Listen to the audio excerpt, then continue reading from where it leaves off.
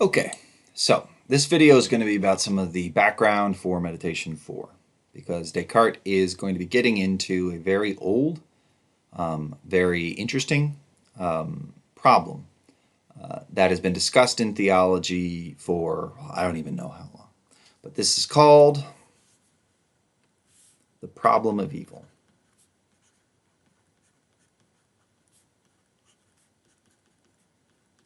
The problem of evil starts from a certain conception of God, sometimes called the 3-O conception of God.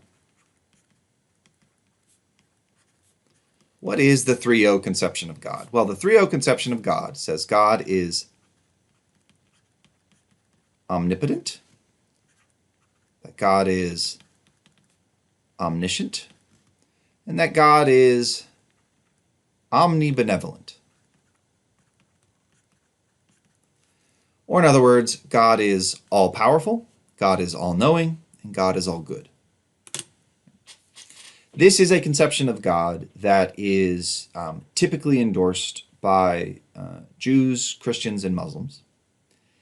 It's not as typically endorsed by other religious traditions. So, for example, ancient Greek religion, which we now just think of as Greek mythology, it does not have any being like this. Right? No being is all powerful, no being is all knowing, and there are certainly no beings that are all good in Greek mythology.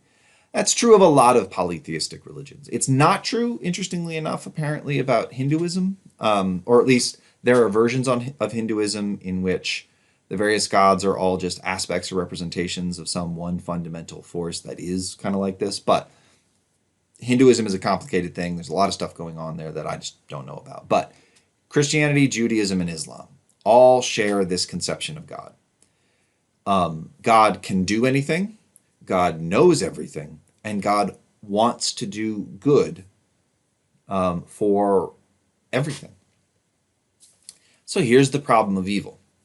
If that kind of God exists, why does anything bad ever happen? Right? So think of something bad. Say you've got I'll use an example that a professor of mine used when I was in grad school. Say you've got a nice little deer, a baby deer, right? And it's running through the woods, and it's looking all cute, and it's got like its little spotted furry skin. It's great, right? Cute little animal, and it's just enjoying the sunshine.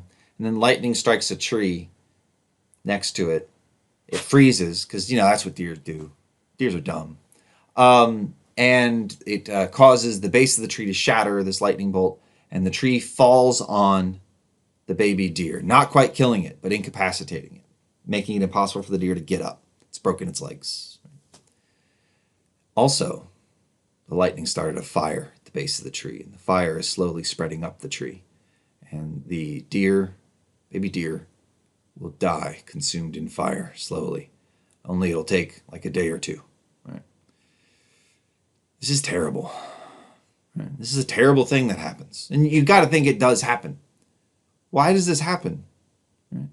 Now, you might think, well, I don't know that it happens. I've never seen it happen myself. But just think of all sorts of other stuff, right? I used a baby deer because, honestly, it's an example that's perfectly suited to get around exactly the kind of response to the problem evil I'm about to tell you about. But think of some more garden variety evil. The Holocaust, right? Not exactly garden variety, but you're all familiar with it. Terrible things happen, right? Millions upon millions of people were murdered. In a relatively short period of time. The Holocaust, in a sense, the Holocaust happened over the course of many years, but most of the deaths happened over the course of like 2.5 years. Just think about that. Millions of people being killed in a relatively concentrated part of the world, right? It's just horrifying. We do all sorts of terrible things to each other. Every war has evil in it, right? It's kind of hard to imagine a war where both sides are in the right. So, it seems like any war is going to have some people killing others with no justification. But it's not just stuff we do to each other. It's not just like wars, right? So even other stuff we do to each other, like we hurt each other, right? We assault each other. There's all sorts of terrible, horrible things that human beings do to each other. There's also natural disasters, Right? So I'm recording this right now on the 24th of April, 2020. COVID's around, right? How did COVID get started? At some point, a bat, like, and a duck or something, I forget what the story is, but there's some kind of crossing of different strains of viruses that got into a bat, and somebody ate the bat in a wet market in China, and the disease slowly spread, right? That's the story we've got right now. I'm going to be showing these videos for a while, so maybe 2 or 3 years from now there'll be a different story. I don't know, but either way, there's all sorts of diseases that just arise naturally. Right? The Black Plague, right? Or the Black Death, the plague in Europe, but it wasn't just Europe. That disease hit every part of Asia and Europe over the course of many hundreds of years, and millions of people died from it. There are hurricanes, there are earthquakes, there are tornadoes. People freeze to death, right, when it gets too cold, sometimes, especially in poor areas.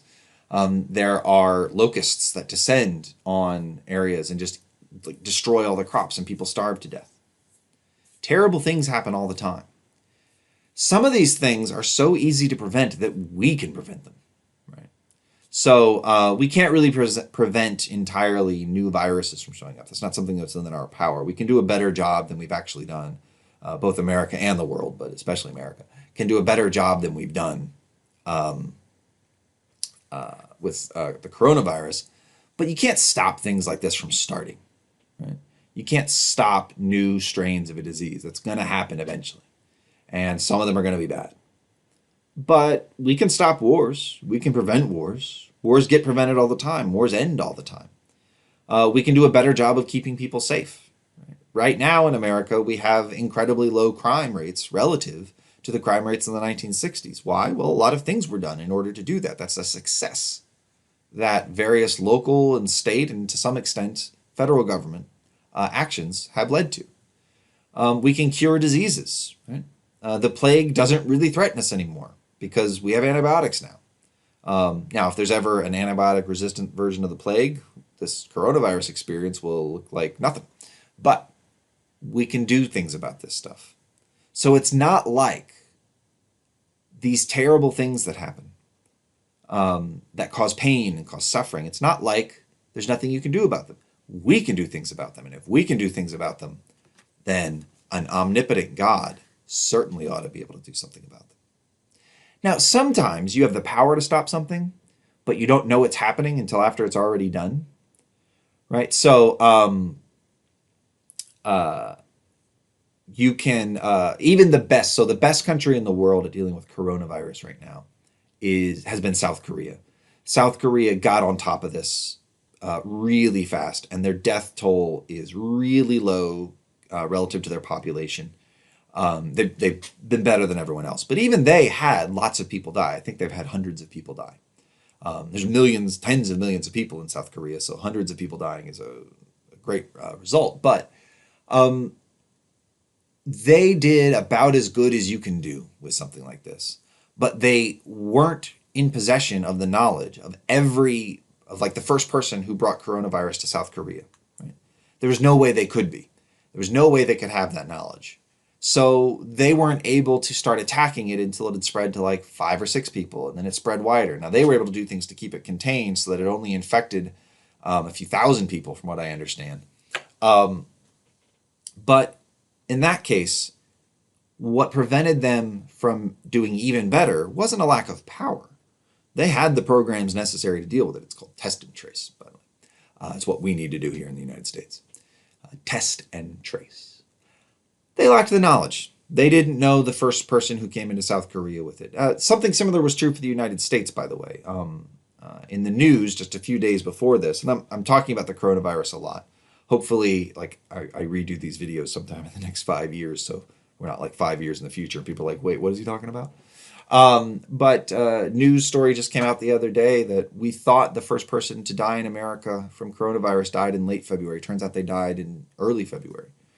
Right? It's a lack of knowledge. Sometimes you can have the power to do something, but lack the knowledge to do anything about it. But God doesn't lack any knowledge. Right? And sometimes you can have the power to stop something. You can have the knowledge necessary to stop it, but you just don't care.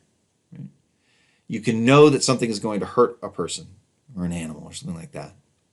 You can have the power to stop it, but you're just not that good a person, right? You let bad things happen. Well, God doesn't. So why is there any evil? Why do any bad things happen? Why does anyone do anything bad? And the evil here, evil's not actually a really great name for it, because the way that people discuss this, it falls into two categories. There's moral evil and natural evil. Moral evil is basically evil that results from decisions that human beings make. Natural evil is evil that comes from the natural world. A lot of people question whether it's right to call this evil. Like, do we call the results of the locusts eating all the food evil? That does seem weird.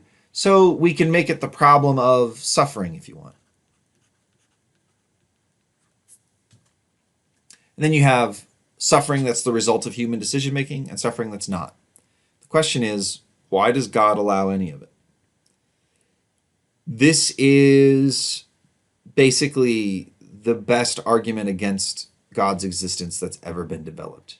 And every serious theologian has realized they need something to say about this. And a lot of them have things to say. The most popular response to this problem is something that's called the free will defense. Here's the way the free will defense goes. Moral evil, the evil that results from human behavior. Well, what's going on there is that we have free will, we human beings. And to have genuinely free will, it has to be the case that God doesn't interfere with our decisions. God lets us make our own decisions. Sometimes those decisions have bad consequences. Sometimes they have good consequences. But, and here's the key point of the free will defense, the idea is the world is better with free will and moral evil. All right, so we'll put this up here a little bit. The idea, or down here actually. The idea behind the free will defense is free will plus moral evil is better than no free will and no moral evil. The world is better with free will in it, with having beings like us who have free will, than it would be if God had not given us free will and as a result was able to completely control our behavior. Now, I'm not going to get into how good a response to the problem of evil the free will defense is. I'll just point out throughout most of the history of the discussion of this issue, it's the most popular defense of theism, the belief in God, against the problem of evil. I'll point out that, though, it does work a lot better against moral evil than it does against natural evil. It's not clear what the free will defense has to say about hurricanes or locusts or things like that. So oftentimes the free will defense will be paired with another explanation for natural evil. Not going to get into all that. You can take a philosophy of religion class if you want to hear more about that. Most philosophy of religion classes will cover, not all, but most of them will cover the problem of evil. When I've taught philosophy of religion in the past, I've sometimes taught in just the problem of evil. So this is the problem. Now, why am I talking about this in relation to Descartes' Meditation 4? It's because Descartes is going to consider a very particular version of the problem of evil. And what I'll say it is Descartes is going to consider what you could call the problem of error.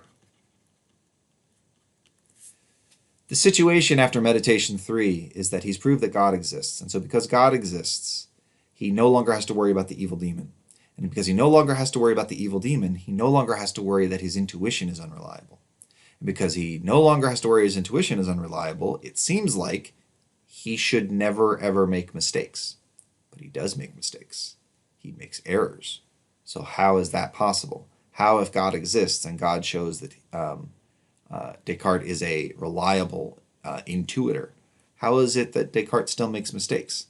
What Descartes is going to do is basically run a free will defense in response to the problem of error.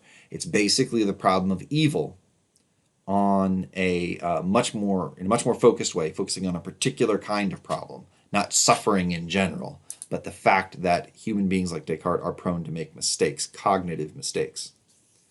And he's going to use the same kinds of responses and resources that people traditionally used against the problem of evil. So, next video will be about meditation 4.